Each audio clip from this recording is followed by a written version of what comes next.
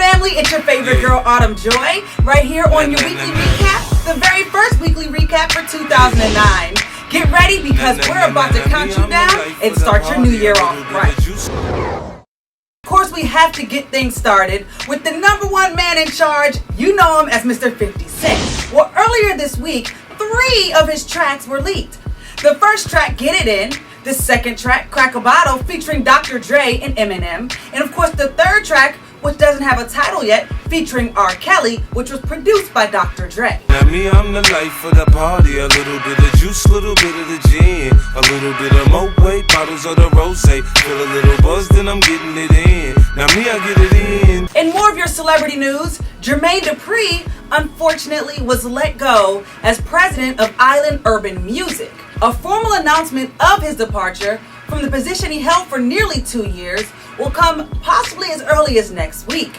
I just really hope Janet can hold them both down.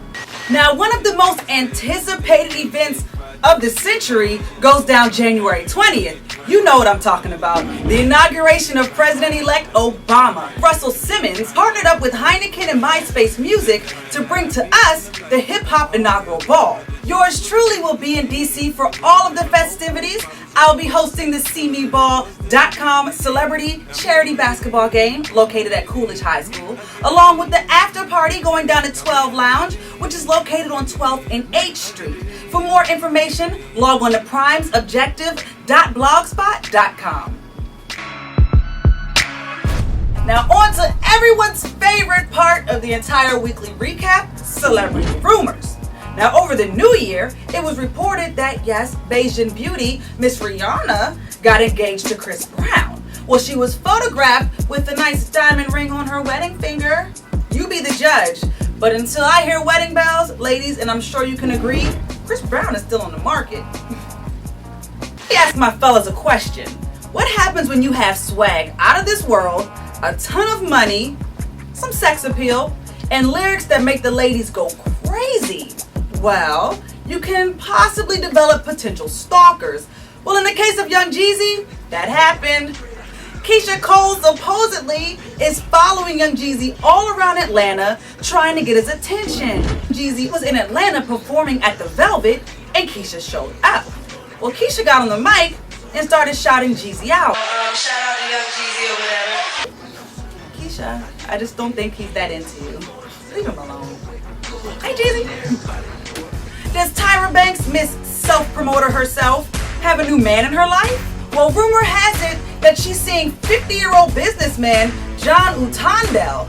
Well, it's also been speculated that Miss Banks moved America's Next Top Model along with her Tyra Banks show from the West Coast here to New York City to reportedly be closer to her boo. Hey, if the trouser snake is biting, girl, go get him. It's been rumored that reality TV star Angela Simmons broke up with her skateboard boyfriend, Terry Kennedy, not because lack of communication or maybe even lack of commitment, but lack of sex. Yes, you heard it, you all. Angela Simmons has decided to preserve her virginity. Go ahead, girl. Now, in more serious news, Danny Platt of New Orleans confessed to killing his 2.5-year-old son because he didn't want to pay child support. He originally told police that men kidnapped his son, but police didn't believe him and suspected him from the beginning. From everyone here at Thisis50.com, we would like to send our condolences out to the entire family of Jayshawn Powell. Alright guys, now it's time for your celebrity beef. Now whenever 2 mainstream divas start beefing in the news, it never ends pretty. Well, that's in the case of Beyonce and Janet Jackson. Beyonce was quoted saying, "I grew up upper class, private school. My dad had a Jaguar. We're African American and we work together as a family.